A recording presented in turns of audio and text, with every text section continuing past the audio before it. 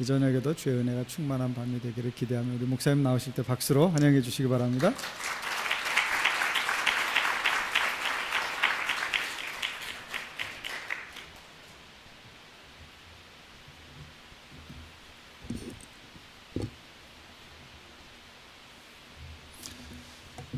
오늘은 기도의 토대라 하는 그런 제목을 가지고 말씀을 나누려고 합니다. 우리의 기도가 딛고 서야 할 토대가 어떠한 것인가, 크게 세 가지 내용을 가지고 말씀을 드리려고 하는데요. 우선 첫 번째, 우리 기도가 바로 잡히기 위해서 마련되어야 할 토대는 믿음입니다. 하나님에 대한 믿음. 뭐 당연한 것 아니냐 생각할 수 있을 것입니다. 기도하는 사람은 다 하나님을 믿는 거지요. 그렇지만 어떤 믿음이냐, 어떻게 믿는 거냐 하는 것이 중요한 질문입니다. 히브리서 11장 6절, 여러분 히브리서 11장 믿음장에 대해서 우리가 잘 압니다만은 히브리서 11장 6절에 보면 믿음으로 하나님께 나아가는 자는 두 가지를 알아야 된다고 하지요. 첫째는 하나님이 계신 것과, 그리고 하나님에게 나아가는 사람에게 상 주시는 것을 믿는다. 하나님께 나아가는 자는 하나님이 계시다는 것, 하나님이 계시다는 것을 믿지 않는 사람이 하나님께 나간다고 생각을 해봐야 소용없는 일이지요. 또한 하나님께서 그 구하는 사람들에게 상을 주신다, 응답하신다, 어떠한 역사를 행하신다 하는 사실을 또한 우리는 믿어야 됩니다.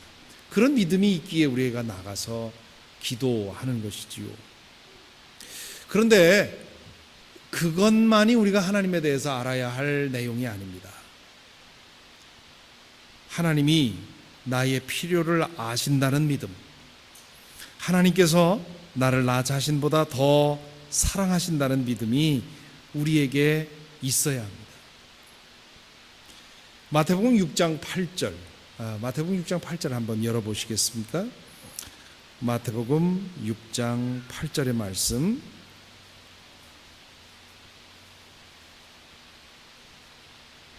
우리 많이 아는 말씀입니다만은 마태복음 6장 8절,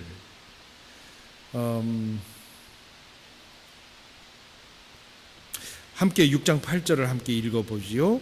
그러므로 그들을 본받지 말라. 구하기 전에 너희에게 있어야 할 것을 하나님 너희 아버지께서 아시느니라. 구하기 전에 너희에게 있어야 할 것을 하나님 아버지께서 너희에게 아시느니라.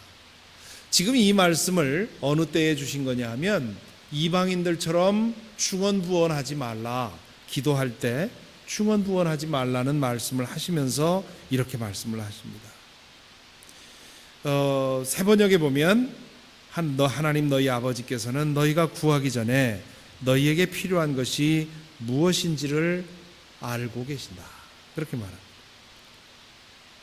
알고 계실 뿐만 아니라 주기를 원하신다는 거죠. 그런 말씀이 거기에 포함되어 있습니다. 그러므로 우리에게 필요한 것을 아시고 또한 그것을 주기를 원하시니까 하나님을 어떻게든 하나님을 움직여서 내가 원하는 것을 얻어내기 위해서 많은 말로 하나님을 괴롭히지 말라 말이죠. 중언부언한다는 말은 그런 얘기입니다.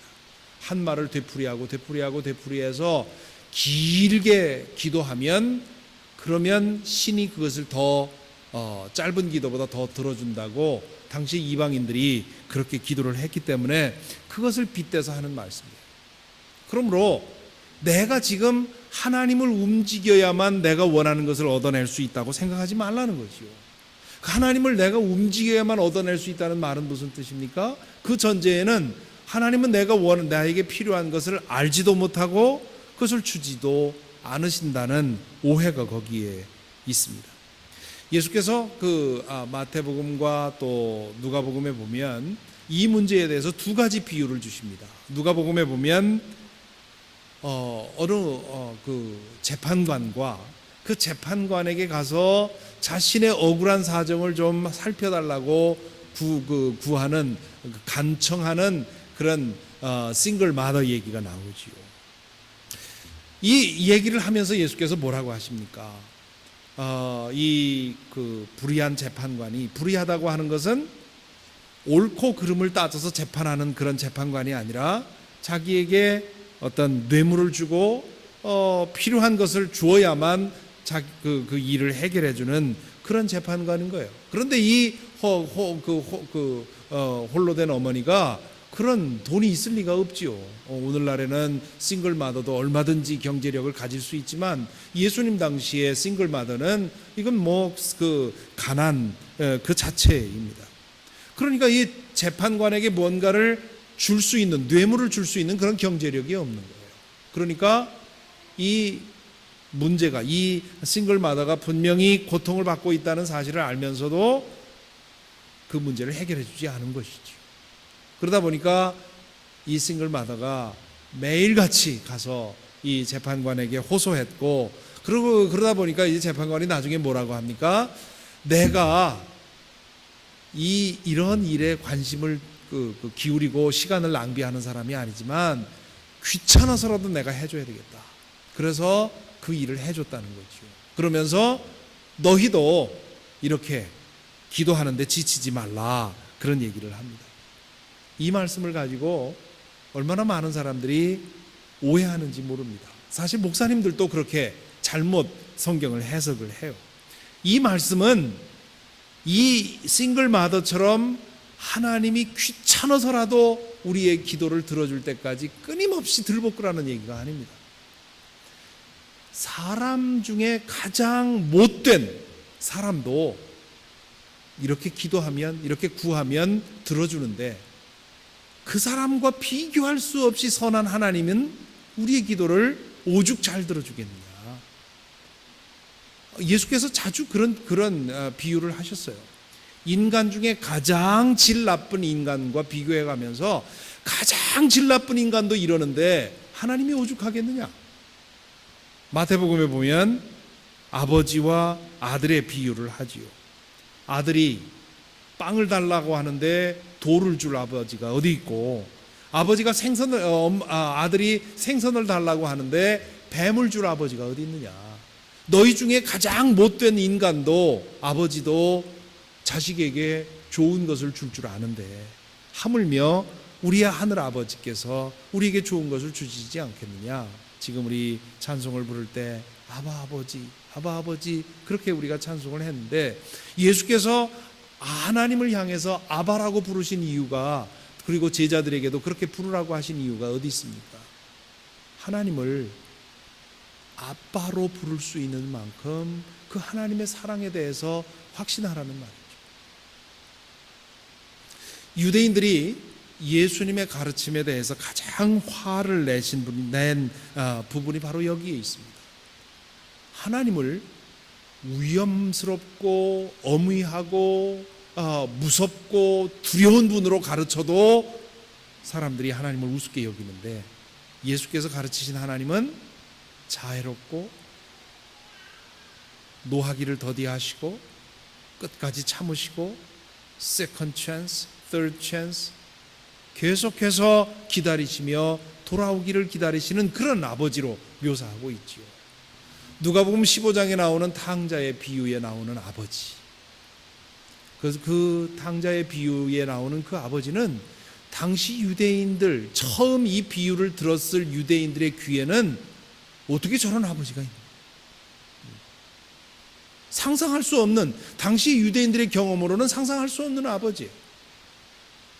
요즘 아버지들은 많이 달라졌습니다만, 저 뒤에도 아버지가 아이를 안고 얼르고 있습니다만은, 옛날에 아버지들은 상상할 수 없는 얘기지요. 요즘에 보면 아버지들이 왜 들어가시나요? 요즘 아버지들이 그렇습니다. 자애로운 아버지들이에요. 부드러운 아버지. 그래서 요즘에 저도 1년에 2차례 유아 세례를 베푸는데, 유아 세례를 베풀기 위해서 아이를 데리고 나올 때 보면 거의 모든 부부 중에 아버지가 아이를 데리고 나오죠. 옛날엔 그게 다 어머니들이 하는 일이었죠. 여러분들의 아버지 경험이 어떤지 모르지만 과거의 아버지들은 참 무지몽매하고 냉정하고 자기밖에 모르고요. 참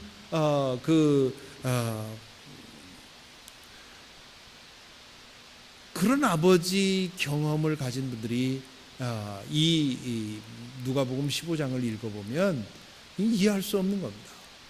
자기의 유산을 미리 달라고 해서 그 유산을 가지고 나가서 유대 문화에서 아버지가 살아있는 상태에서 내 재산을 달라 하는 얘기는 그건 아버지를 나한테는 아버지가 죽은 거나 상관없다, 다름이 없다, 이렇게 말하는 겁니다. 그건 아주 못된 부모에게 할 수 있는 최악의 불효 중에 하나가 아버지가 살아있는 동안에 내 몫의 유산을 달라고 하는 거예요.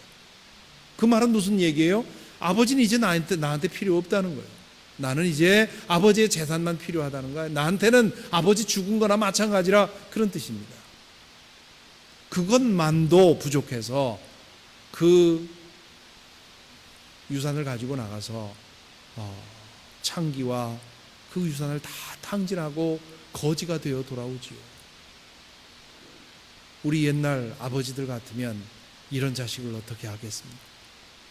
그 자식을 호적에서 파내든지 집에 들어왔을 때 장작개비를 가지고 나가서 치도곤을 하든지. 저의 그 삼촌 중에 삼촌이 6이었는데 아버지 빼면 5이었는데 그 삼촌 중에 그 할머니 할아버지의 속을 썩이는 아들이 있었어요. 5째 삼촌이 이제 그런 분이었는데 정기적으로 집을 나가가지고 몇 달씩 이제 지내다가 들어오고 이제 그랬는데 그러고 나면 이제 무슨 사고를 치는 거지요. 그래서 나중에 그 피해를 당한 사람이 와서 이제 집안을 뒤집어 놓고 합니다. 그러니까 그 삼촌이 나가면 이제 그 할아버지는 화가 나서 매일 밤 머리맡에 장작개비를 놓고 잡니다. 돌아오는 즉시로 그 장작개비 던져서 자식을 혼내려고 하는 거죠. 그런데 저희 할머니는 매일같이 밥 한 그릇을 따뜻하게 아랫목에 두고 주무십니다. 한밤중에라도 아들이 들어오면 그 밥을 따뜻한 밥을 먹게 하려고 매일같이 그렇게 했던 기억이 어렸을 때 있습니다. 이러한 아버지 상을 가지고 있는 사람은 이 탕자의 비유를 이해할 수가 없지요. 그래서 이 탕자의 비유를 가리켜서 많은 사람들이 탕부의 비유, prodigal father, the parable of prodigal father라 그렇게 부릅니다. 사랑에 있어서 주체할 줄 모르는 그런 아버지의 비유, 그것을 얘기를 하는 것이지. 예수께서 왜 이런 레디컬한 비유를 말씀하셨느냐? 하나님은 우리들의 인간의 아버지들 같지 않다. 하나님이 얼마나 우리를 사랑하시고 돌보시는지 그것을 안다면 우리는 그 하나님을 향해서 아빠라고, 어린아이들이 아버지를 사랑하고 아버지에 대한 사랑 때문에 아버지를 향해서 애정 섞인 말투로 아빠라고 부르는 그 관계로 들어갈 수밖에 없다. 그러므로 예수님은 하나님을 향해서 기도할 때마다 아바라고 부르셨고 제자들에게도 아바라고 부르셨습니다. 그래서 당시에 유대교인들, 처음 예수님의 제자들은 다 유대교인들이었죠. 당시의 유대교인들 가운데 예수를 따르는 사람들에게 한 가지 특징이 있었어요. 그게 바로 하나님을 향해서 아바라고 부르는 거였어요. 당시 유대인들은 하나님을 부를 때 모든 격식을 갖춰야 된다고 믿었어요.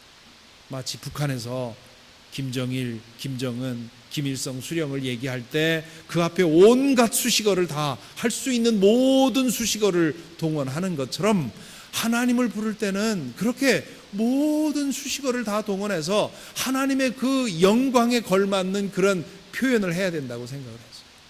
그런데 예수님은 그 모든 것을 다 잘라버리고 한마디로 아빠. 요아킴 예레미야스라고 하는 학자가, 독일의 학자가 그 예수님이 이전에 하나님을 향해서 아바라고 부르는 그런 아바라는 그런 용어를 쓴 사람이 있는지를 찾아봤어요. 현재 남아있는 문서 중에는 그걸 찾을 수 없다는 것이 그분의 결론이었어요. 그 말은 예수님이 하나님을 향해서 아바라고 부른 것은 혁명적인 일이었다. 유대 종교사의 혁명적인 일이었어요. 그 이전까지는 하나님을 무섭고 두렵고 떨리는 분으로 그렇게 생각하게 했는데, 예수님은 그 온 우주의 창조자이신 그 하나님이 나의 사랑하는 아버지처럼. 그래서 우리 한국 사람들은요, 하나님을 생각할 때 아버지라고 생각하기보다는 어머니를 생각하는 것이 더 유익해요. 저는 자라면서 한 번도 아버지에게 아빠라고 불러본 적이 없어요. 지금도, 어렸을 때도 못 해봤고 지금도 못하고, 조금 심각해지면 아버님이고, 그리고 조금 이제 편안해지면 아버지, 지금도 아버지. 근데 제 아내는 어릴 때부터 아빠라고 불렀고 지금도 아빠라고 불러요. 아버지와의 관계가 그렇게 되어 있습니다. 그래서 아버지에게 아빠라고 하고 아버지를 생각하면 나에 대한 아버지의 그 변함없는 사랑을 느끼는 사람이라면 하나님을 향해서 기도할 때 아빠라고 부를 수 있어요. 근데 저 같은 사람은 아빠라고 부르면 소름이 돋아요. 그렇게 부르기가 어려워요. 그래서 저는 그냥 아버지라고 부르죠. 그런데 하나님을 이미지로 그릴 때 저는 어머니를 더 많이 그립니다. 저희 어머니는 자식을 위해서 모든 것을 내어주신 분이기 때문에 하나님을 어머니로 이미지하는 이미지하는 것이 불경하다 생각하는 분도 계실지 모르겠어요. 그러나 성경을 보면 그렇지 않습니다. 어머니로 하나님을 비유한 성경들이 많이 나와요. 대표적인 것이 시편 131편이죠.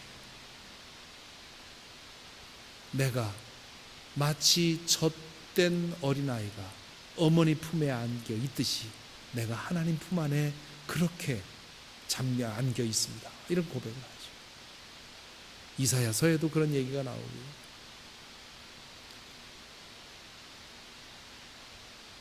우리가 하나님을 생각할 때 하나님을 너무 작게 생각하고 하찮게 생각하고 함부로 대하는 것도 잘못이지만, 하나님을 나에 대한 분노가 가득해서 내가 조금만 건들면 그 분노를 터뜨리면서 나에게 채찍을 내릴 그런 분노한 하나님, 무서운 하나님으로 생각하는 것도 우리가 버려야 할 사고방식 중에 하나인 것입니다.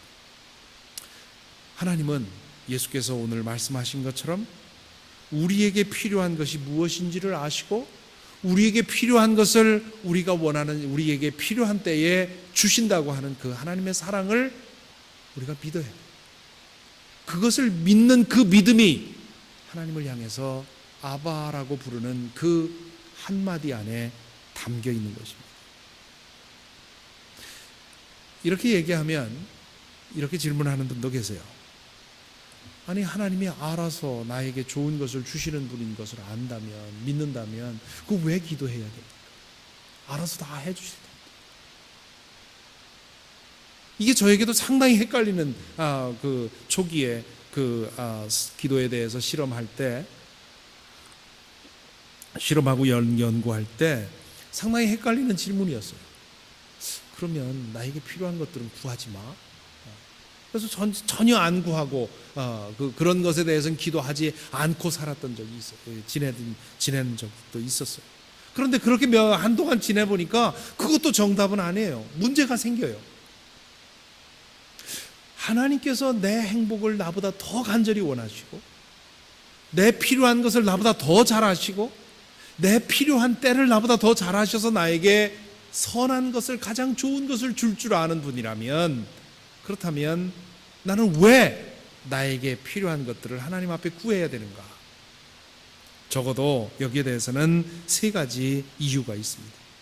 첫째는, 나에게 필요한 것들을 하나님 앞에 구하는 기도는요, 하나님이 그걸 몰라서 하나님에게 알려드리려는 기도가 아니라 내 삶의 모든 영역에 하나님이 다스리고 계시고 하나님께서 허락하셔야만 된다는 사실을 인정하고 고백하는 신앙의 행동입니다. 만일에 우리가 그런 것을 기도하지 않고 구하지 않으면 다 저절로 되는 줄 알아요.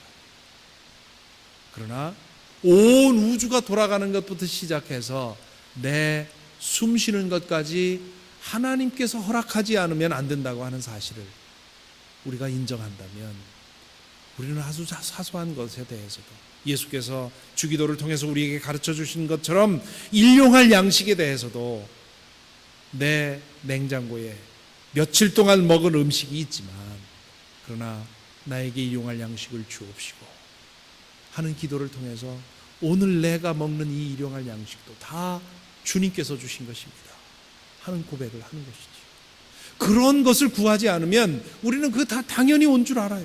그 냉장고에 있는 음식도 당연히 온 것이라고 생각하고 내 통장에 있는 내 그 들어오는 월급도 당연한 것이라고 생각하고 오늘 내가 나가서 일하는 것도 당연한 것이라고 생각을 해요. 그게 당연하지 않다는 거 우리가 얼마나 잘 알고 있습니다.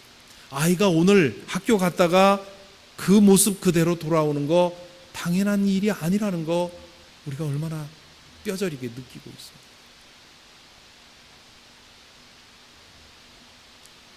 얼마 전에 보스턴의 샌디 훅 초등학교에서 일어난 그 사건 생각하지 않습니까? 그날 그 아이를 학교에 보내면서 그 모습 그대로 보리라고 다 기대했던 거죠. 그러나 그것이 마지막 이별이 되리라고 누가 생각을 했겠습니까? 아닙니다.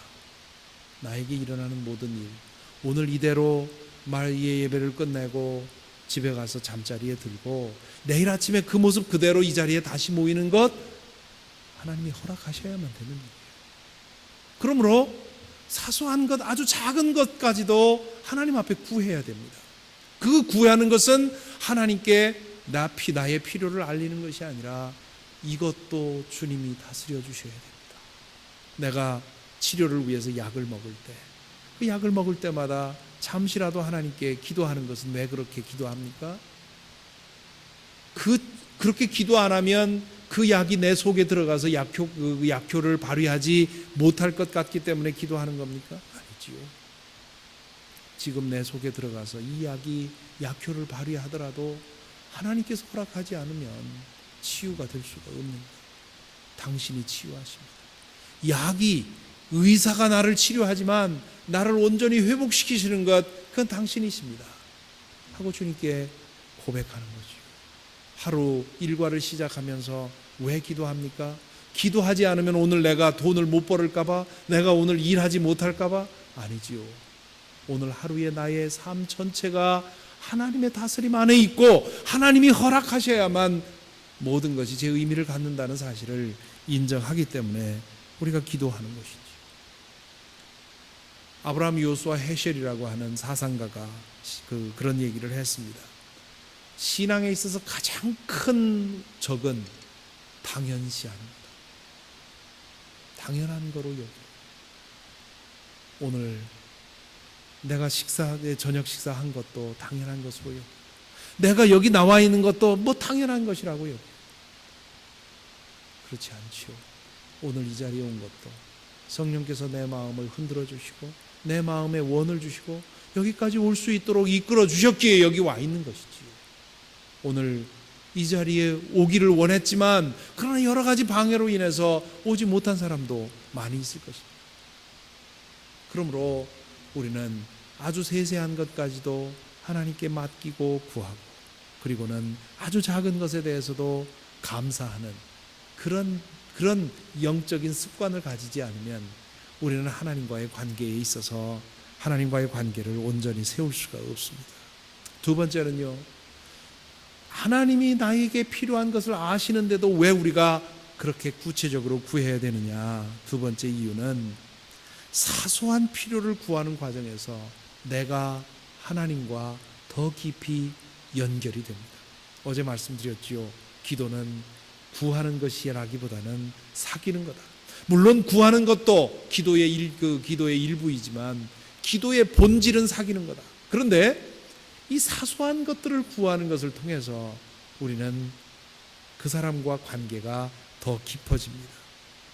모든 관계의 비밀이 여기에 있습니다. 좋은 관계는 사소한 것까지도 말할 수 있는 관계가 좋은 관계입니다.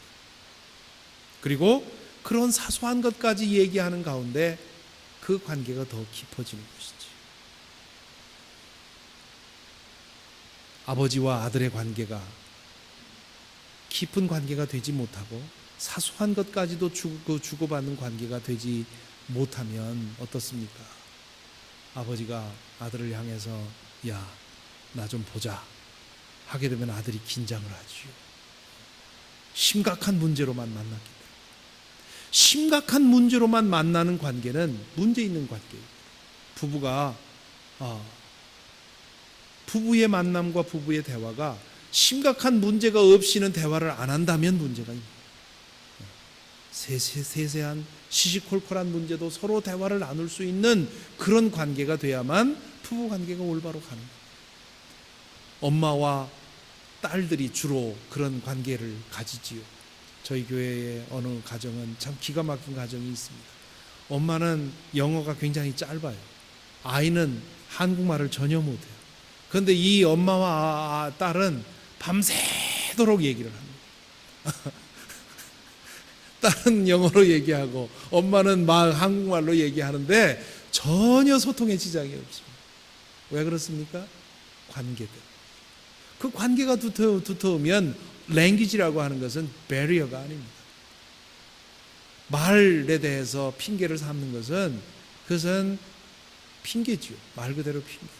사랑이 있고 관계가 있으면 언어와 상관없이 소통이 이루어집니다. 그러므로 하나님과 나와의 사이도 심각한 문제로만 만나서는 안 됩니다. 우리가 성경에 나오는 야복강에서 야곱이 하나님의 사자와 씨름한 이 사건을, 이 이미지를 기도의 그 가장 중요한 이미지로 생각하는 분들이 많이 있어요. 근데 그거는 우리의 일생을 살아가면서 몇 번 해야 될 결사적인 기도의 순간이에요. 매번 그렇게 기도하면 그건 잘못된 거지요. 여러분의 자녀가 매일 아침 결사적인 태도로 여러분을 대한다고 생각을 해보세요. 그리고 그런 중요한 사건이 없는 한은 입을 딱 다물고 아무런 대답도 안 하고 그냥 자기 방으로 쑥 들어가고, 가끔 가다가 문제 생기면 그때 가면 팍 나와가지고 무릎 꿇고 아버님 이러면 가슴이 철렁 내려앉게 되겠지요. 우리의 하나님과의 관계가 얼마나 그렇게 왜곡되어 있는지. 하나님은 나와의 친밀한 대화를 원하십니다. 그러기 위해서 우리는 중요한 사안만을 가지고 하나님에게 나갈 것이 아니라 매일매일 작고 사소한 것까지도 하나님께 맡기고 내 마음을 말씀드리고, 그리고는 그분의 주권에 맡기는 그런 기도를 드려야 하는 것이지요. 그리고 세 번째는, 그러기 때문에 내가 나의 필요를 주님께 아뢰고 그것을 맡기고 의지하지만 동시에 그것에 멈춰서는 안 된다. 우리의 기도의 더 큰 관심은 하나님의 나라와 의를 구하는 데 있어요.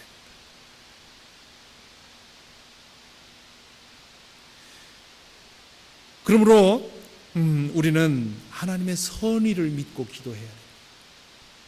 하나님이 주실까 안 주실까 조마조마 불안감 속에서 기도하는 것이 아니라, 하나님이 나의 행복을 나보다 더 관심하시고 나의 필요를 나보다 더 잘 아시고, 그래서 나에게 필요한 때에 주신다고 하는 그런 믿음을 가지고 그분 앞에 기도하는 시간이, 내 기도하는 시간, 그 시간이 가장 즐겁고 기쁘다 하는 고백이 우리에게 있어야지. 만일 야곱 같은 결사적인 기도만 한다면 그 시간이 기쁘고 즐거울 수가 없지요. 감미로울 수가 없지요. 항상 긴장될 수밖에 없겠지요. 여러분, 하나님을 믿기에 기도하는 사람과 믿지 못하기 때문에 기도하는 사람의 차이가 있어요. 믿지 않는데 어떻게 기도합니까? 아니에요. 믿지 않아도 믿지 않기 때문에 기도하는 사람이 있어요. 이 교회도 기도 오래 하는 분들이 계신지 모르겠는데요, 기도 오래 하는 사람 중에 두 종류예요. 하나는 정말 하나님과의 깊은 관계를, 사귐을 즐기는 사람, 그 사람은 기도 오래 하고요.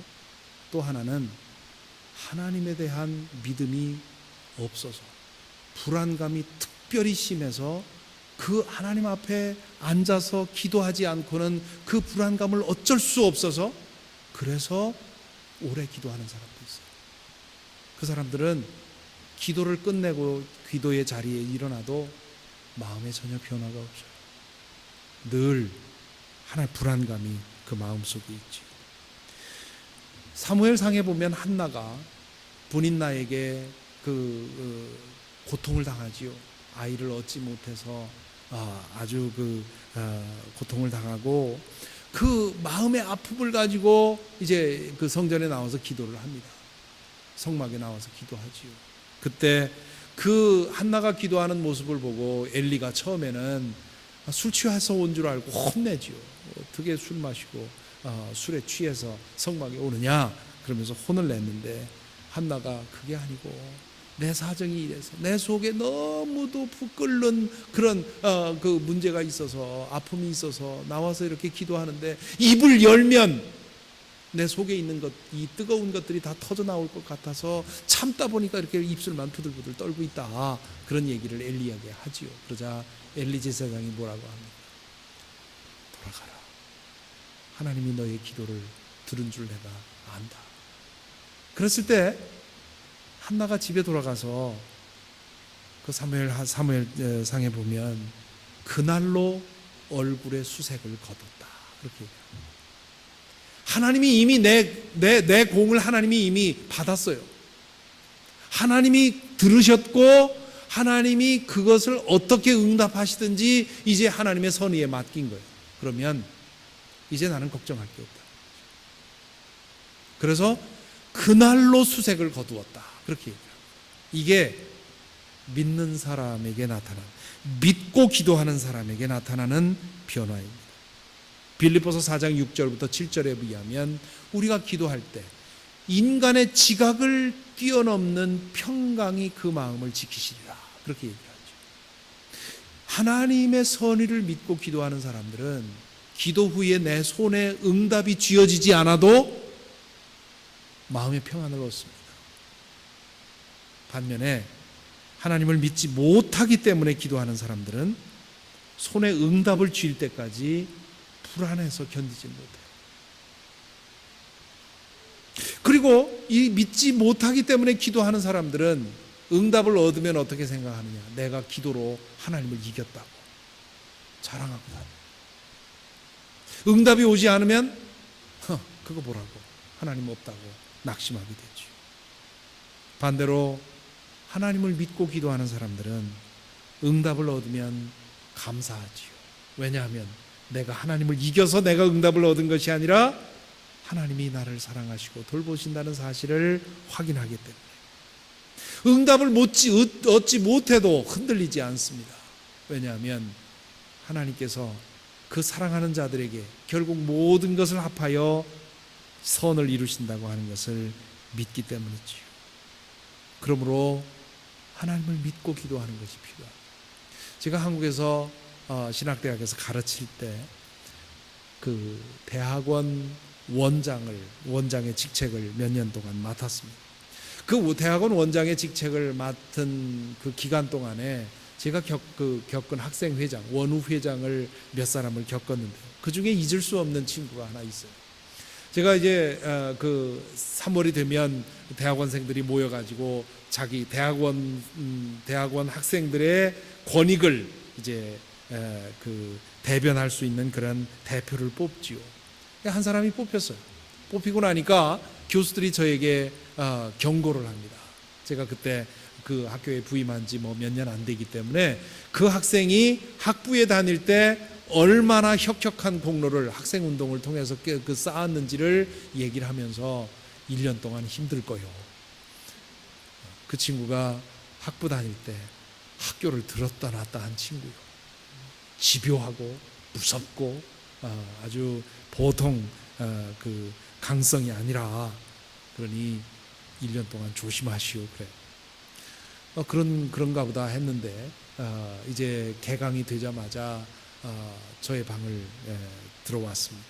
그래서 와라 해서 이제 만났더니 그 호주머니에서 앉자마자 호주머니에서 그 종이를 꺼내고지고는 원장님, 이것이 우리 원우들의 요구입니다. 그래서 첫째 뭘 해주십시오, 둘째 뭘 해주십시오, 셋째 뭘 해주십시오 하고 요구사항을 한 5개를 적어왔어요. 그래서 그래, 나도 학생들 원하는 거 해주고 싶은 거 나도 똑같다. 당신들보다 더 학생들에게 더 잘해주고 싶은 것이 내 마음입니다. 그러나 나에게도 한계가 있고 학교에도 다 해줄 수 없는 사정이 있다. 그러니 내가 해줄 수 있는 걸 최선을 다해서 해줄 테니까 믿고 가라. 그리고는 그가 적은 것을 가지고 보고는 거기에 몇 가지를 이제 보니까 꼭 해줘야 될 것들이 있어요. 그때 이제 막 컴퓨터, 이 PC, 퍼스널 컴퓨터가 막 보급될 때인데요. 학교에 와서 레포트를 쓰기도 하고 뭐 좀 해야 되니까 컴퓨터를 2대만, 대학원생들 전용 컴퓨터를 2대만 놔달라, 그렇게 부탁을 했어요. 가만히 생각을 해보니까 이게 2대만 놔서는 될 일이 아니에요. 그래서 이제 학교 측과 협의를 해서 그 교실 중에 하나를 완전히 컴퓨터실로 바꿔서 뭐 12대인가 그때 이제 컴퓨터를 놓고 대학원생 전용 컴퓨터실, 그렇게 해서 그것을 마련을 해줬다. 그러면서 그 이후로 계속해서 그 원우 회장과 만나서 얘기할 때마다 내가 학교의 권익을 대변해서 할 수 있는 대로 학생들에게 덜 해줄 사람이라고 생각하지 마라. 너보다, 당신보다 내가 더 내 학생들을 위하는 사람이다. 그러니 내 할 수 있는 역량에서 최선을 다할 테니까 믿어라. 그렇게 얘기를 하면서 실제로 그런 일들을 학생들이 기대하는 것보다 훨씬 더 넘치게 해 주었습니다. 그러다 보니까 이 친구가 점점 이제 저에 대한 경계심을 낮추고, 그리고는 그 다음에 이제 들어올 때 안에서 종이 쪽지를 꺼내는 일이 점점 줄어들고요. 그리고는 요구사항이 없어도 원장님 차 한잔 마시러 가도 됩니까? 하면서 이제 제 방에 들어오고요. 그리고는 한 학기가 지나서 다음 학기가 될 때는 이제 더 이상 그런 요구 조건을 가지고 저를 만나지 않고요. 그리고는 이런저런 일로 해서 친해져 가지고 나중에 이제 학교를 졸업하고 나서 어느 날 겨울 방학 때인데 어느 날 그 친구에게서 전화가 왔어요. 저쪽 남쪽의 어느 작은 교회에서 목회를 하고 있는데 한동안 연락이 없다가 저에게 전화가 왔어요. 그래서 전화를 받았더니 이 친구가 하는 말이 뭐, 교수님 돈 좀 빌려주십시오. 그래요. 학생이 교수한테 돈 빌려달라고 하는 게 쉬운 일이 아니죠. 그래서 얼마가 필요하냐 그랬더니 한 100만 원이 지금 급히 필요하다고 해요. 제가 이제 그 설교하거나 뭐 이런 데서 받는 이제 그 사례비 같은 건 따로 놓았다가 이제 그런 데 썼기 때문에, 그래서 갚을 생각하지 말고 쓰라고 이제 보내줬습니다. 이것이 지금 이 얘기를 하는 것은 하나님과 우리의 관계가 어떻게 진화돼야 되는지, 어떻게 변화돼야 되는지, 하나님과 우리의 관계가 나의 요구 조건으로만 만나는 그런 관계, 내 기도가 마치 노조 대표가 회사 대표를 만나서 투쟁하듯이 하는 그러한 기도였다면 뭐 그런 것도 괜찮아요. 그러나 문제는 그런 상태로만 머물러 있다. 만약에 이 원우 회장이 끝내 저를 의심하고 저를 단순한 투쟁의 대상으로만 생각을 했다면, 그가 그렇게 다급하게 돈이 필요했을 때 저에게 전화해서 아무 거리낌 없이 돈 빌려달라고 할 수 있는 관계를 갖지 못했지요. 우리와 하나님과의 관계도 마찬가지입니다. 내가 하나님을 굴복시켜서 내 필요한 것을 얻어내는 그런 대상으로만 생각한다면 우리는 하나님과 나누는 그런 인격적인 관계에서 오는 행복과 그런 기쁨을 누리지 못합니다. 우리가 하나님을 생각할 때 하나님의 선의를 믿고 그 선의를 믿는 상태로 하나님과 교제하고 하나님과 가까워지는 것, 그것이 중요하다고 하는 것. 그래서 오늘 기도의 토대로서 첫 번째 드리고 싶은 말씀은 하나님의 선의를, 때로는 하나님이 나에게 해코지하는 것 같고 하나님이 나에게 무심한 것 같고 하나님이 나에게 어쩌면 이럴 수 있느냐 할 때조차도 끝내 그 하나님을 믿는 그 믿음 있어야 되겠습니다. 지금 얼마 전에 저희 교회에 큰 어려움을 겪은 가정이 있어요. 1년 전에 온 가족이 그 여행을 하는 중에 아주 엄청난 교통사고를 펜실베니아에서 필라델피아의 근처에서 만나가지고 헬리콥터가 와서 그 남편 되는 분을 병원으로 실어가서 이제 거의 죽음 가까이 갔다가 이제 회복이 됐거든요. 그래서 저에게 전화를 해서 지난주에 의사를 만났더니 이제는 뭐든지 해도 좋다, 완치되었다, 그런 판정을 받았다고 감사했는데 바로 그 주에 둘째 딸 아이가 36살인데 둘째 아이를 낳다가 그만 이유 없는 그 통제할 수 없는 출혈로 인해서 아이를 낳고 몇 시간 만에 세상을 떠났어요. 그 어머니는 그래도 좀 신앙이 있는데 아버지는 아직도 계속 교회는 나오지만 뭔가 하나님을 깊이 체험하고 싶은데 그게 안 돼서 그 사고를 만났을 때 그 사고를 그 치유하는 과정 속에서 혹시나 하나님 체험을 할 수 있을까 그런 기대를 했는데 그것도 되지 않고 그런 상태에서 이런 엄청난 일을 만나고 나니까 제가 올라오기 전에 그 가까운 친구로부터 얘기를 들었더니 나는 이제 더 이상 교회를 못 나갈 것 같다 그러더라고요.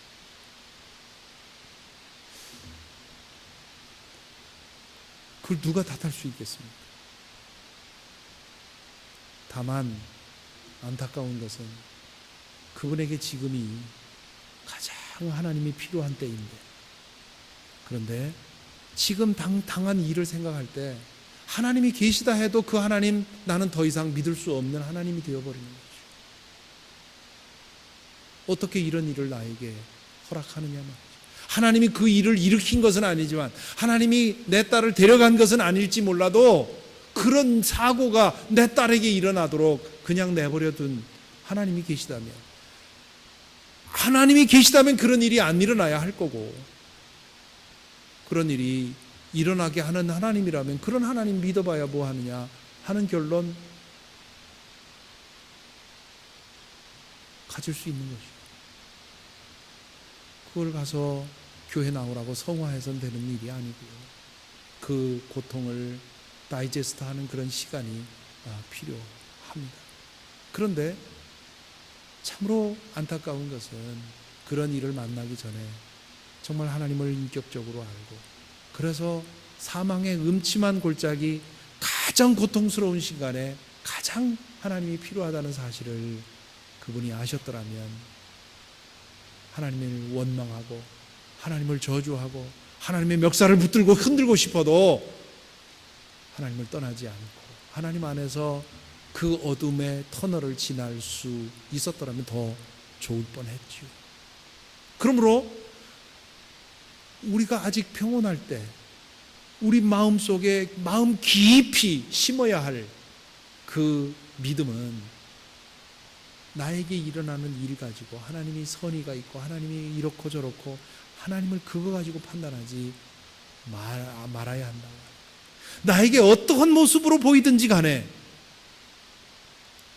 하나님은 나에게 선의를 가지고 계시고, 내가 하나님의 사랑 안에 머물러 있는 한 인간이 행한 악행과 실수와 또 자연에 일어난 재해와 이 모든 것들, 마치 하나님이 그냥 내버려 두는 것 같고 하나님이 우리에게 아무런 관심이 없는 것 같지만 결국 그 모든 것을 합하여 유익을 만들어내리라고 하는 그 믿음을 가지고 그 안에 버티고 서는 것, 그 믿음이 우리 모두에게 있어야 될 줄로 믿습니다. 제가 얼마 전에 바로 지지난주에 설교를 하면서 그런 얘기를 드렸습니다. 하나님의 약속, 히브리서 11장에 보면 그 하나님의 히브리서 11장을 뭐라고 말합니까? 이 믿음장이라고 하죠. 믿음을 따라 산 사람들의 이야기를 쭉 얘기를 하면서 믿음이라고 하는 건 뭐냐? 보이지 않는 하나님을 보이는 듯이 믿고 살아가는 거다. 그리고 그 하나님이 약속이 결국 이루어질 것이라고 믿고 살아가는 거다. 그렇게 얘기를 하는데 그러면서 아브라함, 노아, 아브라함, 모세 등등 이런 믿음의 우인들의 얘기를 합니다. 그런데 그런 우인들의 얘기를 하면서 히브리서 저자가 뭐라고 하느냐면 이 모든 사람들은 하나님의 약속을 다 받지는 못했지만 끝까지 믿음을 지켰습니다. 이렇게 얘기합니다. 이게 이 부분을 읽으면 질문이 생겨요. 아니 하나님의 약속을 받아야 되는 거 아니에요? 끝까지 믿음을 지킨 사람들은 마침내 하나님의 약속을 받았습니다. 이렇게 말해야 되는 건데 그런데 히브리서에서 뭐라고 하느냐 하면 이 사람들은 이 땅에서 길손과 나그네로 온갖 고생만 하다가 그리고는 하나님의 약속을 받지도 못하고 세상을 떠났습니다. 이런 얘기. 그게 진실이에요. 하나님의 약속은 우리의 라이프타임 안에서 이루어지기도 하지만 그러나 하나님의 약속은 나 개인에 관한 약속만이 아니거든요. 오고 가는 세대를 통해서 하나님의 약속이 이루어지는 것이고 그리고 역사의 지평을 넘어서서 하나님 나라에서 그 약속이 다 이루어지는 것입니다. 그러므로 내 라이프타임만 보면서 어떻게 내 생애에 이런 일이 있을 수 있느냐, 하나님이 어떻게 이렇게 약속할 수 있느냐, 하나님이 어떻게 이렇게 약속을 지키지 않을 수 있느냐 이렇게 생각할 수 있지만 그러나 오고 가는 세대를 바라보고 그리고 내 인생만 해도 그래요. 지금 당한 일을 놓고 생각하면 하나님이 야속해 보이고 이해가 안 되지만 그러나 내 인생 전체를 놓고 보면 이해되는 것들이 많이 있어요. 받아들일 수 있는 것이 많이 있어요. 아, 하나님이 그래서 그러셨구나 하는 그런 고백을 할 수 있는 거죠. 그런데 내 라이프타임 전체를 놓고도 이해 안 되는 것들이 있어요. 그런 것들은 오고 가는 세대를 두고 봐야 돼요. 그리고는 하나님 나라의 영원한 나라에서 모든 것들이 온전하게 보상이 되고 회복되리라고 하는 믿음을 우리가 가져야 합니다. 제 아내가 여기 있습니다마는 제 아내의 외할아버지와 친할아버지 두 분 모두 6.25 때 순교하신 분들입니다. 40대에 50대 초반 40대 중반에 두 분 모두 제 그 아내의 친할아버지는 아산에서 목회하고 있었는데 교인들이 모두 피난을 갈 때 목사님이 나만은 교회를 지켜야 되겠다. 그러니 피난 갔다가 와라. 그렇게 하면서 교회를 지키다가 아산 뚝방에서 총살로 이제 그 세상을 떠나셨고요.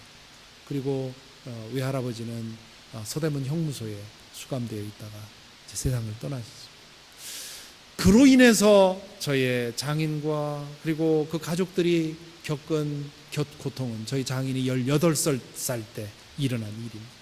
18살에 딸, 여동생 셋을 데리고 홀어머니와 함께 이제 살아온 그 인생이 얼마나 어려웠겠습니까? 그 한 개인에 대한 개인의 그 라이프만 놓고 보면 하나님이 어떻게 이런 일을 허락할 수 있는가? 하나님의 약속은 어디에 있는가? 질문할 수밖에 없죠. 그러나 그 오고 가는 세대를 통해서 그 아들을 통해서 그 손주를 통해서 그렇게 이어지는 세대를 통해서 그 순교자의 피가 열매를 맺는 것을 보면 얼마나 감사하고 신비한지 모릅니다. 저도 그 순교자의 가정에 들러붙어서 유익을 얻고 있습니다.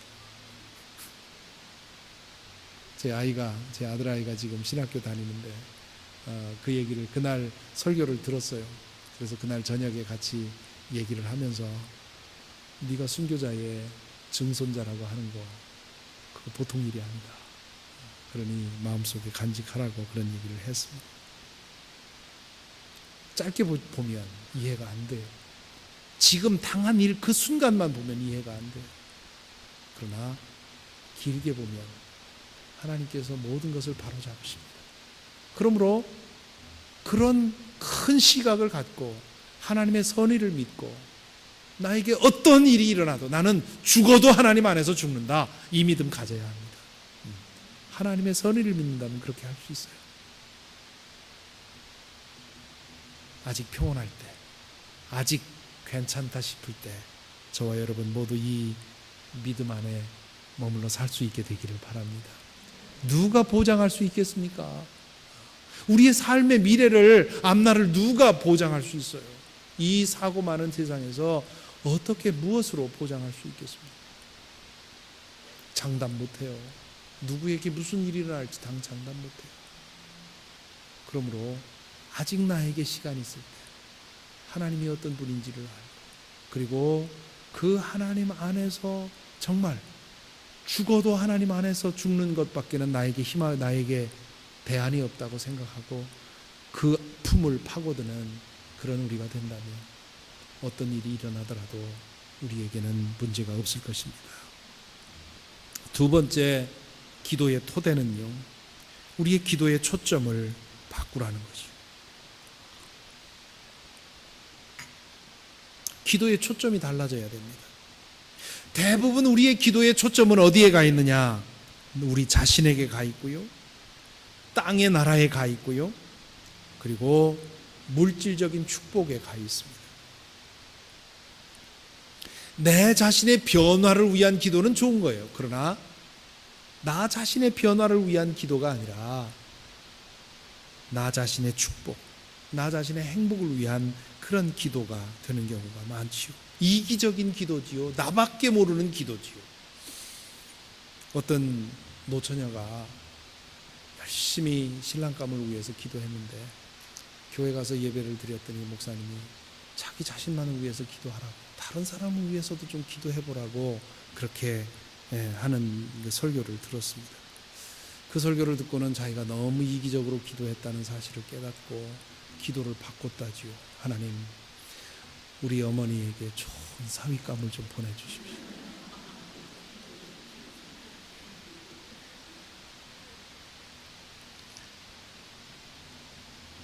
저희 교회에 지금 연합신문, 연합통신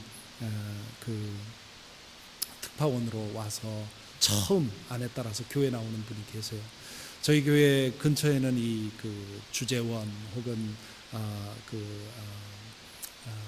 영사관, 대사관, 직원들 이런 분들이 많이 계시기 때문에 그런 분들이 한국에서는 한절한 이유 때문에 교회를 못 다니다가 미국에 와 있는 한 3년 동안 주재하는 동안에 저희 교회 나오셔서 신앙을 갖게 되고 세례를 받고 돌아가는 그런 분들이 많이 계시거든요.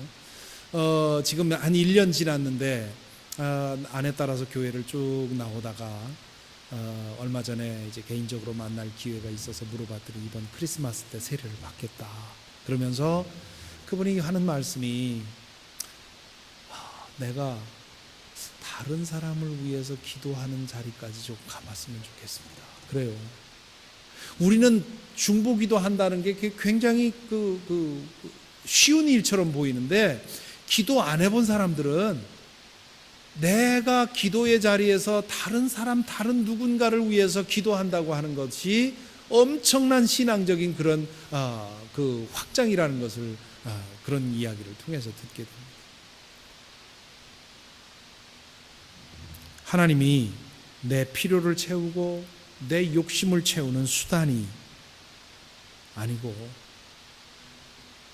내 기도의 초점이 나 자신에게서 하나님에게로 돌아가야 해요. 예수님께서 우리에게 주신 주기도문이 있지요. 여러분, 주기도문을 드리면서 우리가 배워야 할 것이 많이 있어요. 주기도문에서 예수님께서 6가지를 구하시지요. 하늘에 계신 우리 아버지시여. 그 다음에 나라가 임하옵시며 이름이 거룩히 여김을 받으시오고 나라가 임하옵시고 뜻이 하늘에서 이루어진 것처럼 땅에서도 이루어지이다. 먼저 하나님에 대한 간구를 드립니다. 그리고 일용할 양식을 구하고 용서를 구하고 나 자신을 위한 기도를 드리지요. 우리의 기도의 초점이 하나님을 이용해서 어떻게든 나에게 유익한 것이 일어나기를 바라는 것이 아니라 내가 어떻게든 하나님에게로 뻗어나가서 하나님을 위해서 살아가는 내 기도의 초점이 내 중심이 아니라 하나님 중심으로 바뀌어야 됩니다. 그렇게 바뀌고 나면 그 기도가 나를 얼마나 다르게 만드는지 알 수 있어요. 여러분, 기도 시간에 30분을 기도하든 1시간을 기도하든 기도 시간에 내 자신의 개인적인 일들만 가지고 기도한다면 우리는 여전히 그 기도 후에도 우리의 시각과 우리의 마음 상태와 별로 달라지지 않아요. 그런데 기도의 자리에 나왔다가 나 자신에 대한 기도를 드리다가 그리고는 하나님을 생각하게 되고 하나님을 찬양하게 되고 하나님의 영광, 하나님께 영광 돌리는 그런 기도를 드리다 보면 내 시야가 넓어지고 이 땅의 것들로 꽁꽁 묶여있던 내 마음이 밝아지고 맑아지면서 환한 그런 광명이 우리의 영혼에 들어차게 되는 경우가 그것을 경험하게 됩니다. 어떤 경우에는 내 자신을 위한 기도는 하나도 드리지 않고 하나님을 찬양하고 하나님께 감사하는 그 기도만. 제가 개인적인 찬양, 기도할 때 자주 부르는 찬양이 찬양하라 내 영혼아 찬양하라 내 영혼아 내 속에 있는 것들아 다 찬양하라.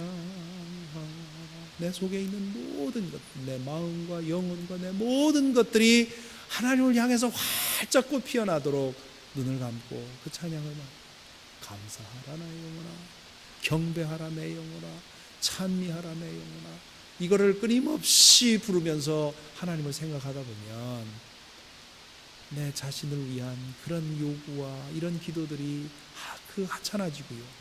그리고 이제는 하나님과 함께한 내 영혼 앞에 무슨 일이 있어도 내가 감당하리라고 하는 그런 담대한 마음을 가지고 나갈 수가 있습니다. 제 형수의 이야기인데요. 제 조카가 고등학교 다닐 때 일입니다. 꽤 오래전 일인데, 이 아이가 학교 운동장에서 이제 그 운동을 하다가 부딪혀가지고 이 턱뼈가 깨졌어요. 그래서 이제 학교에서 급히 연락이 와가지고 어느 병원으로 가보라고 해서 이제 병원으로 달려갔는데, 달려가면서 이제 전화를 하는데 남편도 전화를 받지 않고 친정 어머니 아버지도 전화를 받지 않고 아무도 지금 연락해서 좀 같이 옆에 있어 주기를 바라는 사람이 아무도 없는 거예요. 그래서 혼자 이제 병원에 가서 이제 수술실로 들여놓고는 너무도 불안하니까, 그런 일을 처음 당하니까 얼마나 불안하겠어요. 그래서 찾아봤더니 마침 그 채플이 있어서 채플실에 들어가서 이제 기도하는 거죠. 그 처음 기도는 하나님 수술 잘 되게 해주시고 내 아이 아무 문제 없게 해주시고 이런 기도를 드린 거겠지요. 한참 기도하다가 그런 생각이 들더래요. 이 순간에 내가 만일 하나님을 몰랐다면, 하나님이라는 분을 향해서 내가 아버지라고 부르고 그분에게 내 찾아와서 내 이 불안한 마음을 쏟아놓을 수 있는 그 하나님이 나에게 없었더라면, 그리고 내가 그 하나님과 관계를 맺지 않았더라면 지금 이 순간에 나는 어떻게 하고 있을까? 라는 생각을 하니까 하나님이 계시다고 하는 것, 내가 그 하나님과 연결되어 있다고 하는 것, 그 하나님 앞에 담대히 나가서 아버지라고 부르면서 내 마음을 쏟아놓을 수 있다고 하는 것이 얼마나 행복한지 모르겠더래요. 그래서 그 후에는 수술 다 끝나서 나와서 이제 얘기 들을 때까지 나머지 시간에는 내 아들 수술 잘 되게 해달라는 기도가 아니라 하나님 감사, 하나님 감사, 나를 하나님의 딸로 만들어 주셔서 감사하고 기도할 수 있게 해주셔서 감사하고, 정말 인생의 절대절명 순간에 어디도 찾아갈 수 없는 그런 길 잃은 영혼, 고아와 같은 영혼은 정말로 불행합니다. 이 자리에 나와 계신 분들 영적인 상태를 제가 잘 알지 못하지만 아직도 결단하지 못하고 그저 탐색하고 있다면 더 이상 주저하지 마시기 바랍니다. 내가 가서 찾고 부를 수 있는 믿음 주님께서 우리에게 주셨습니다. 그 믿음을 받으시고 그분 앞에 나아가 무릎 꿇을 수 있는 우리가 되어야 될 것입니다. 두 번째 우리가 바꿔야 될 초점은 땅의 나라로부터 하나님 나라로 변화되어야 됩니다. 우리의 기도의 초점이 이 땅의 나라에서 어떻게 잘 먹고 잘 살까, 어떻게 잘 될까, 여기에 초점이 가 있는 거지요. 그러나 하나님께서는 우리의 기도의 초점은 하나님 나라에 가 있어야 얘기를 하십니다. 믿는다는 것은 하나님 나라에 눈 뜨는 거예요. 그 나라를 배우는 것이고 그 나라의 시민답게 살아가는 거예요. 골로새서 3장 1절부터 3절에서 그러므로 여러분이 그리스도와 함께 살려주심을 받았으면 위에 있는 것들을 추구하십시오. 거기에는 그리스도께서 하나님의 오른쪽에 앉아 계십니다. 여러분은 땅에 있는 것들을 생각하지 말고 위에 있는 것들을 생각하십시오. 여러분은 이미 죽었고 여러분의 생명은 그리스도와 함께 하나님 안에 감추어져 있습니다. 그렇다고 해서 집도 필요 없고 일하는 것도 필요 없고 그렇다는 뜻이 아닙니다. 그 모든 것들의 목적이 어디가 있어야 되느냐? 하나님 나라에 가 있어요. 세상에서 하는 일은 다 썩어 빠졌고 교회에서 하는 일만 옳다, 그것만 가치 있다 하는 것이 아닙니다. 우리 모두는 다 제사장이에요. 그게 가톨릭 교회와 우리 개신교의 다른 점이에요. 저와 우리 김 목사님은 교회에 파송받은 제사장이고요, 여러분은 여러분의 직장에 파송받은 제사장이에요. 먹고 살기 위해서 썩어 빠질 일을 하는 것이 아니라 하나님이 주신 거룩한 소명을 행하는 것입니다. 그러므로 아침에 직장에 나갈 때 목사가 예배를 섬기기 위해서 교회에 나오는 것과 똑같은 심정으로 여러분의 직장을 가시기 바랍니다. 그리고 여러분 직장에서 하는 일을 오늘 또 이거 이외에 내가 어쩌다가 이런 일을 하게 되고 이런 패배감을 가지고 일하지 마시고 그 직장을 거룩한 하나님의 성전으로 바꾸고 직장에서 하는 일을 여러분이 행하는 거룩한 그런 제사로 바꾸시면, 그러면 그 안에서 하나님이 영광 받으실 것입니다. 우리의 초점이, 삶의 초점이 먹고 사는 것, 여기에 있는 것이 아니라 하나님의 영광을 돌리는, 내가 델리에 가서 샌드위치를 만들어도 어떻게 이걸 통해서 먹고 사느냐, 여기에 관심 있는 것이 아니라 오늘 또 나에게 찾아오는 손님들에게 어떻게 사랑을 전하고 어떻게 그들의 필요를 만족시킬까, 그리고 그렇게 맺어진 관계를 통해서 내가 어떻게 그리스도를 전할까, 그런 생각을 한다면 우리의 직장은 전혀 다른 의미를 가지게 됩니다. 셋째로, 우리의 기도의 초점이 물질적인 축복에 묶여 있는데요, 그 물질적인 축복이 아니라 영적인 것, 어떻게 하나님을 더 닮아갈까, 어떻게 더 거룩해질까, 어떻게 더 성결하게 살까, 어떻게 더 의로워질까, 이런 것에 대해서 관심을 갖고 기도하는 것, 그렇게 기도의 초점이 달라져요. 그래서 우리가 우리에게 필요한 것들, 구체적인 것들, 지금 내가 당하고 있는 문제들에 대해서도 기도하지만, 그러나 그것보다 더 중요한 기도가 내가 하나님 안에서 거룩해지고 온전해지고 변화받고, 그리고 나를 통해서 하나님의 뜻이 이루어지고, 그리고 하나님의 영광이 드러나고 이 땅의 교회들이 회복되고 거룩해지고, 그렇게 됨으로써 더 많은 영혼들이 그리스도 앞으로 인도되는 이러한 것까지 우리 기도에 포함되어야지. 기도의 오지랖이 그저 내 자신의 문제, 내 자식들의 문제, 그저 거기에만 붙들려 있다면 우리는 우리의 기도는 우리의 삶을 바꾸지 못할 것입니다.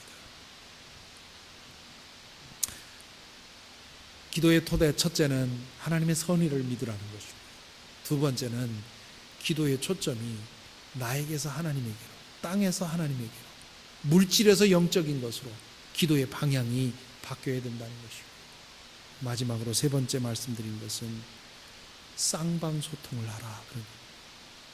일방통행식의 기도, 대화가 아니라 독백이 되어 있는 우리의 기도,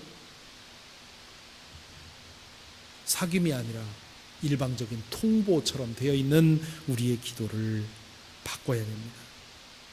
그러다 보니까 하나님의 음성에 대해서 관심이 없습니다. 하나님의 음성을 듣기를 위한 배려도 없어요. 그저 내가 하고 싶은 얘기 다 하고 끝나면 됩니다. 하나님의 음성에 귀 막고 살아요. 듣고 싶지도 않아요. 하나님이 뭐라고 하실지 대충 짐작하거든요. 그래서 듣기를 원치 않아요. 두려워해요. 그러나 기도를 통해서 우리가 해야 할 일은, 더 많은 관심을 가져야 할 것은 내 얘기를 하나님께 들려드리는 것보다는 하나님이 하시는 이야기를 귀담아 들으려는 노력이 우리의 기도에 더 많이 있어야 됩니다. 어떻게 하면 하나님의 음성을 들을 수 있는가? 우선 침묵과 묵상이 우리 기도 속에 필요합니다. 요즘 직통계시 얘기를 많이들 하더라고요. 하나님의 음성이 귀에 또렷이 들리는 것처럼 응답해 주신다고 말하는 사람들이 많습니다.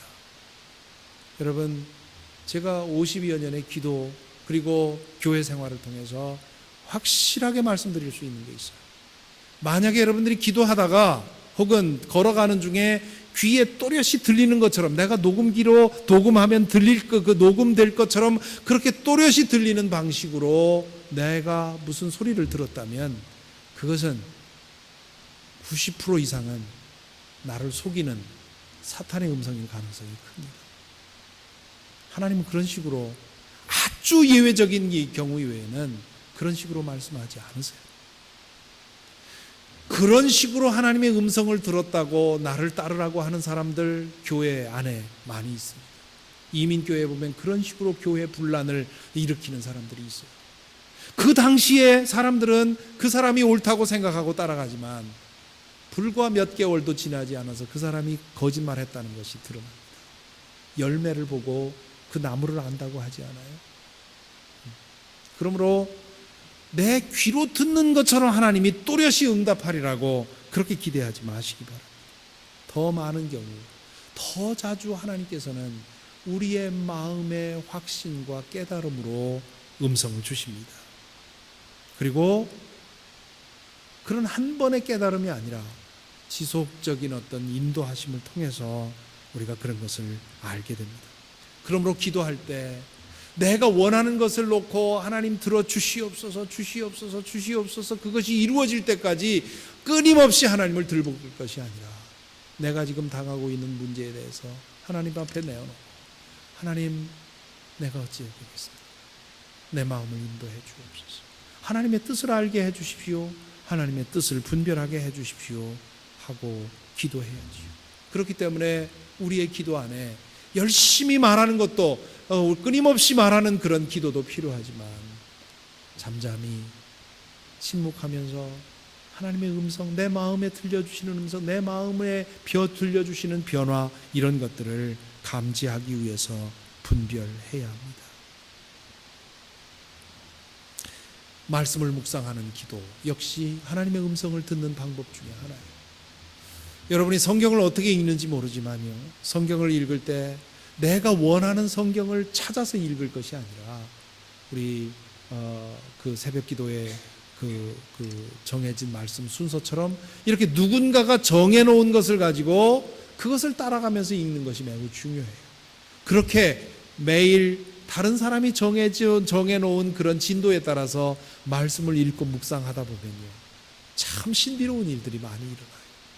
어제까지도 내가 붙들고 씨름하고 알고 싶었던 그런 말씀이 오늘 아침에 오늘 정해진 말씀을 읽고 묵상하는 가운데 거기서 분명하게 대답처럼 주어지는 그런 음성을 들을 때가 있죠.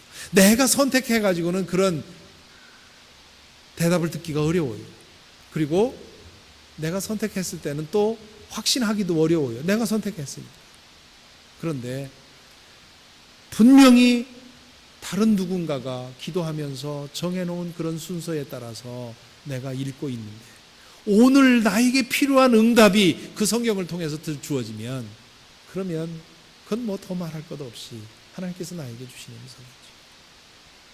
또 주일 말씀을 통해서 들려주시는 하나님의 음성도 있어요. 제가 몇 주 전에 소송에 대한 설교를 했습니다. 교회력에 따라서 정해진 바대로 그 설교를 하다 보니까 소송에 대한 설교를 하게 됐어요. 근데 성경에서 소송에 대해서 일관되게 하시는 말씀은 소송을 하지 말라는 겁니다.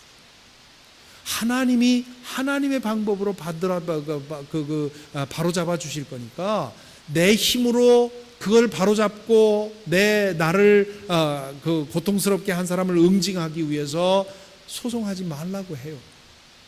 물론 이건 율법으로 주신 말씀이 아닙니다. 그러므로 때때로 어떤 사회적인 정의를 실현하기 위해서 소송을 해야 할 때도 있겠지요. 그러나 내가 받은 피해를 보상받기 위해서 악으로 악을 갚는 것처럼 그렇게 하지 말라는 거지요. 손해를 보라는 겁니다.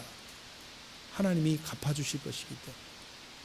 그러면서 저희 교회 장로님 이야기를 예화로 들었어요. 우리 교회 장로님 중에 1년에 선교를 3차례 4차례 다니시는 옛날 이 수술 의사로 은퇴하신 분이 있는데 이분이 1년에 3차례 적어도 3차례는 아프리카로 멕시코로 다니면서 이제 의료 선교를 하세요. 그분이 65세에 은퇴하려고 했는데 62세에 어쩔 수 없이 은퇴하게 됐어요. 왜 그러냐 하면 그분이 이제 그 의사가 되어서 미국에 와서 그 의료 의사로서 일을 하는 가운데 중간에 회심을 하게 됐어요. 그래서 이제 born again 하고는 그리고는 성경 말씀을 아주 깊이 읽고 묵상을 하는 가운데 고린도전서 6장을 읽는 중에 소송을 하는 것은 옳지 않구나. 악을 악으로 갚아서는 안 되겠구나 생각을 하고는 내가 서전으로 일하는 동안 소송으로 맞대응하지 않겠다. 이렇게 마음을 정한 거예요. 그분은 그게 자기의 믿음의 고백이라고 생각을 한 거예요. 그리고는 그 이후에 이제 소송이 들어오면 외과 의사로 일하다 보면 얼마나 소송이 심합니까? 조금만 잘못돼도 소송하는 그런 일들이 생기는데 그럴 때마다 변호사를 통해서 세트를 하게 되고 합의해서 그저 손해를 보았어요. 그런데 그렇게 해오다가 62세 때 아주 큰 건이 걸렸다고 합니다. 만일에 그것을 소송을 통해서 이기면 65세까지 자기가 계획한 대로 일할 수 있고 만일에 그것을 세트를 한다면 합의를 한다면 지금 당장 그만 리타이어 해야 되는 그런 상황이 되었다고 해요. 그래서 자세한 사정은 저는 알지 못합니다만 그래서 그 문제를 놓고 이분이 그 전에 거는 그래도 그저 감당할 수 있는 그런 손해였는데 이번엔 너무 큰 손해니까 감당할 수 없어서 내 원칙을 깨고 이건 정말 억울하니까 싸워볼까 그런 생각을 했다는 거죠. 그러다가는 그래 끝까지 내가 그래도 평생 몇십 년 동안 지킨 원칙인데 그래도 순종해야 되지 않겠느냐 해서 62세에 은퇴를 하면서 그 마지막 소송도 역시 꿀꺽 삼킨 거예요. 그리고는 지금 8년이 지났습니다. 8년이 지나고 그 얼마 전에 우리 한 달에 한 번씩 장로님들 함께 모여서 성경 공부를 하는데 그때 장로님께서 그러십니다. 그때 이제 마침 고린도전서 6장을 읽고 공부하는 시간이 됐는데 소송에 대해서 경험이 있는 분들이 말씀을 좀 해주십시오 했더니 그 장로님이 그 얘기를 하시면서 내가 그때는 참 큰 희생을 한다고 생각을 했는데 이제 와서 돌아보니까 그때 은퇴함으로 인해서 내가 받은 축복이 매우 큽니다. 그때 내가 손해본 돈 있으나 없으나 큰 차이 없는데 그때 일찍 은퇴함으로써 내가 의사로서 더 많은 사람들 선교지에 다니면서 건강 좋을 때 더 많은 사람들을 위해서 봉사할 수 있었고요. 그리고 좋은 교회 만나서 내가 마음껏 신앙생활 할 수 있게 되었고요. 얼마나 받은 축복이 많은지 알 수 없습니다. 그러면 그렇기 때문에 저는 이게 하나님의 분명한 뜻이라고 믿습니다. 그렇게 아주 강하게 말씀을 하더라고요. 그래서 이제 그런 얘기도 나누면서 얘기를 했습니다. 그런데 그 설교를 한 후에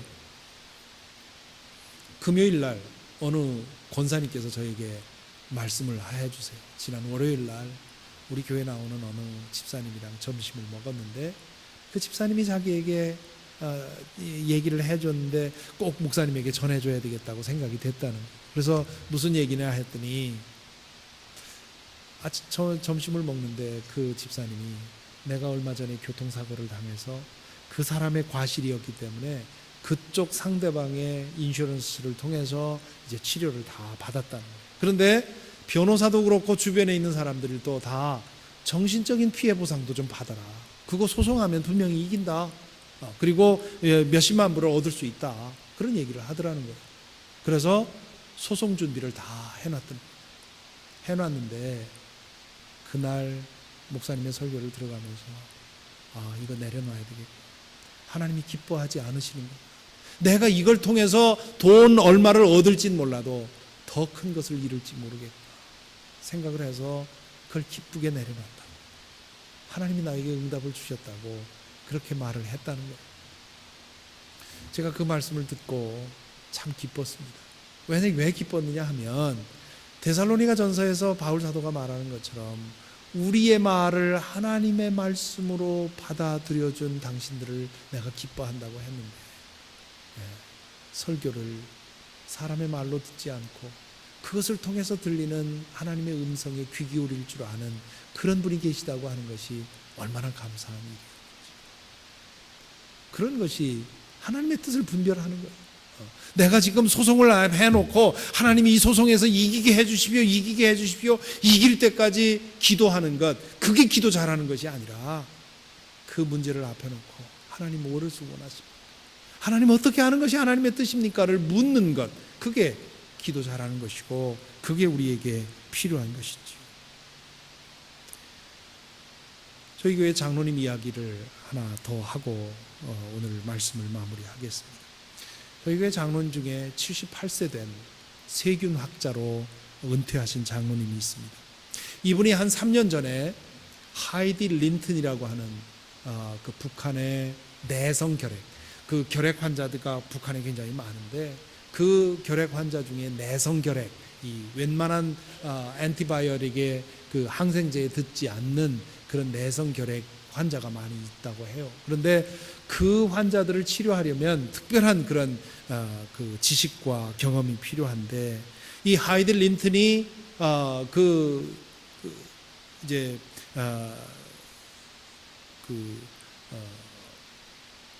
북한을 이제 드나들면서 이 폐결핵 환자들을 치료하는데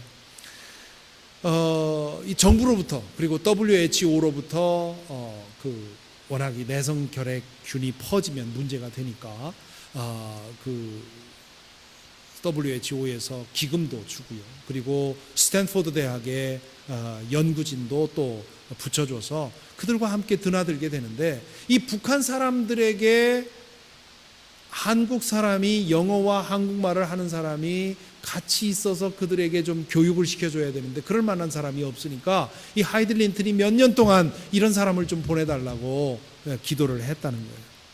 그래서 이제 저희 사는 버지니아에 이분이 오면서 거기 있는 그 초청한 교회 장로님에게 내가 이런 사람을 찾습니다.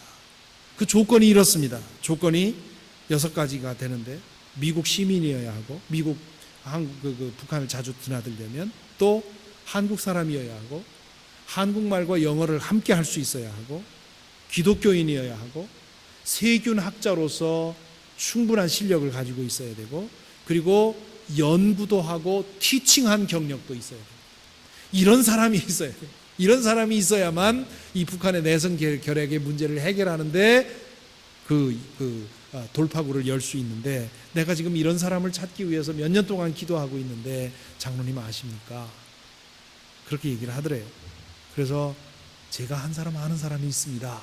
그리고는 저희 교회 박중현 장로님에게 전화를 한 거지요. 그러면서 내일 우리 교회에 와서 이 하이드 린튼 선교사를 좀 만나달라고 그렇게 얘기를 했다는 거죠.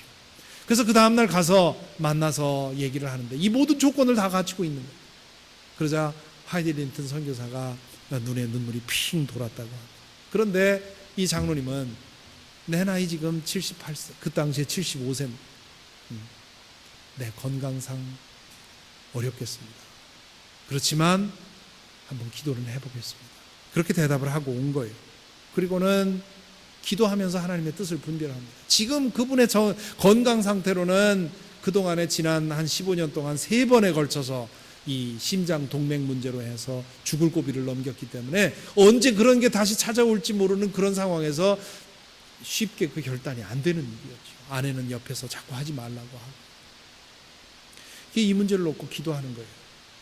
하나님의 뜻이 어디 있습니까? 기도 중에 하나님의 뜻을 분별하는데 몇 가지 사건이 그분에게 떠오르는 거죠. 첫째는 한 60년 전에 자신이 미국에 와서 공과대학을 다니고 있었는데 그때 폐결핵을 알았어요. 그래서 뉴욕에 있는 결핵 그 치료 기관에 가서 1년 동안 치료를 받으면서 이 학생이니까 결핵 요양소의 실험실에서 연구를 도와주는 그런 일을 했다고 해요. 너무 심한 그런 증상이 아니었기 때문에.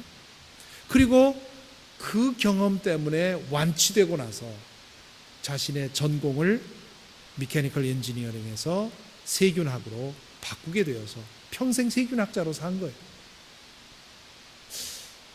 내가 결핵 환자로서 결핵균을 연구하는 세균학자가 되어서 여태까지 살았는데 이제 이 치료하기 어려운 내성결핵을 위해서 봉사한다.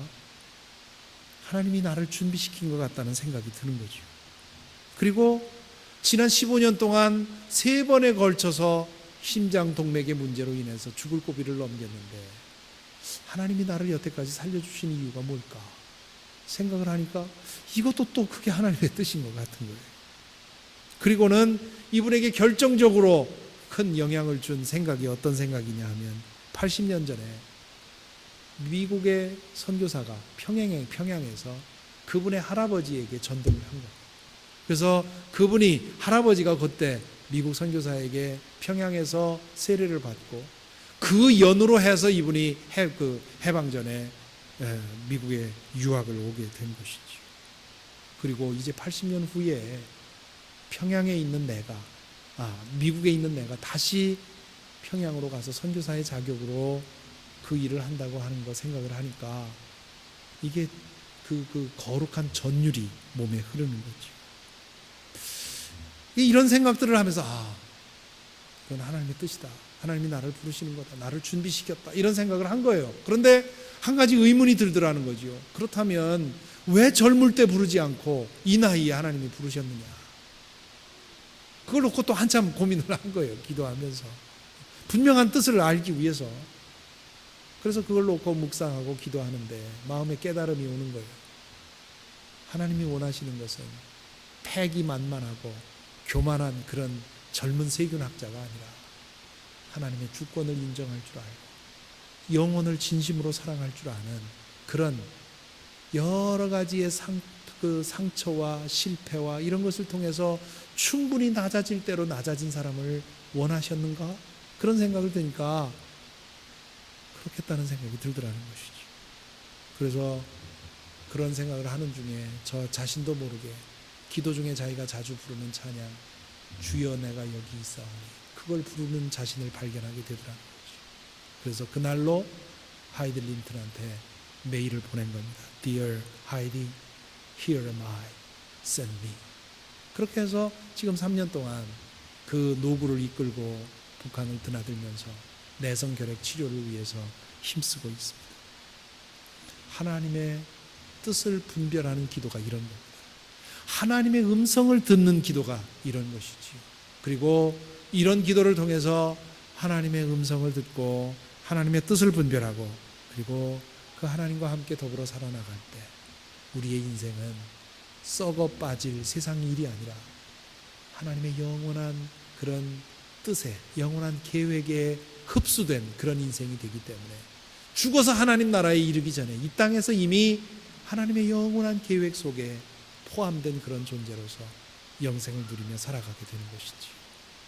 그것이 우리의 기도가 바뀌어야 하는 또 다른 이유인 것입니다. 오늘 우리의 기도의 토대에 대해서 말씀드리면서 세 가지를 말씀을 드렸습니다. 우리의 기도가 하나님의 선의를 믿는 그런 무서운 하나님이 아니라 나를 어머니처럼 사랑하시는 그 하나님을 믿고 의지하고 죽어도 하나님 품에서 죽겠다고 하는 그런 마음으로 살아야 된다고 하는 것. 둘째는 우리의 기도의 초점이 땅에서 나로부터 하나님 나라로 바뀌어야 된다고 하는. 그리고 우리의 기도가 하나님에게 일방통행하는, 하나님에게 무엇인가를 통보하는 그런 기도가 아니라 나에 대한 하나님의 뜻을 분별하고 하나님의 음성을 듣기 위한 그런 기도로 변화가 된다면 우리의 기도는 우리의 영혼의 안식처가 될 것이고, 오늘 이 기도의 이번 부흥회의 제목처럼 기도가 하고 싶다. 기도의 자리에 왔을 때 제가 지난주에 사흘 동안 이제 그 멘토링 컨퍼런스를 하느라고 기도를 많이 못했습니다. 그러다가 그 행사가 다 끝난 후에 이제 비로소 새벽에 저는 이 강단 앞에서 기도하는데 그 자리에 가서 앉으니까 마치 어머님 품에 온 것 같고 고향에 온 것 같고 내 있어야 할 자리에 온 것 같고 여기서 죽어도 좋겠다 그런 생각이 들었어요. 기도의 자리가 나에게 그렇게 감미로운 자리가 되고 그 기도의 자리에 가지 않으면, 기도가 없으면 마치 내 영혼이 짓눌려서 질식할 것 같은 그런 상태로 가야 되는데 우리가 그동안 한 기도 가지고는 그런 기도할 수가 없습니다. 기도가 어렵고요, 힘들고요, 피곤하고요, 지치게 만들고요.